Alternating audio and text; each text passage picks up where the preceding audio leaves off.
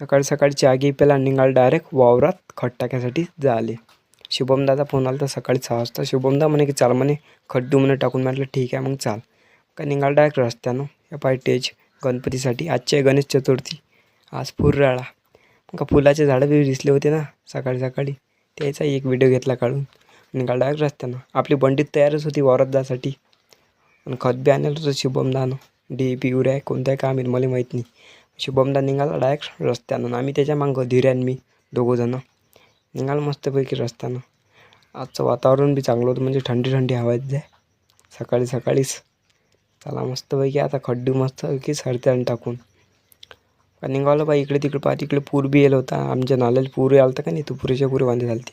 मग डायरेक्ट पोचलो आम्ही वावरात पोचलोत काय शुभमदाची परेड झाली ती छात्या डायरेक्ट. शुभमदा म्हणे की पुरे वाईट काम. म्हटलं हो क्वालिटी एक नंबर आहे पराठीची. ह्या शुभमदा आपला # शुभमदा.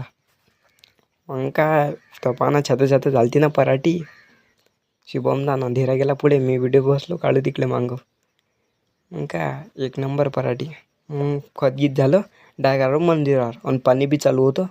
तर मग ते बसलो मी पोट्टे संग. आपले # वैभव पलान होते ना मागं. ते पहा ना वैभव पलान. अन्वीची यात्रा बी आहे आता 2-3 म्हणजे 2 दिवसानं. हा 2 दिवसांनाच आहे. शुक्रवारची आहे वाटते. अवे म्हणे की गुरुवारचीच आहे. म्हटलं नाही ना बा शुक्रवारची आहे. जाऊ दे म्हटलं बा गुरुवारची तर गुरुवारची यात्रा. भेटू मग पुढच्या व्हिडिओ.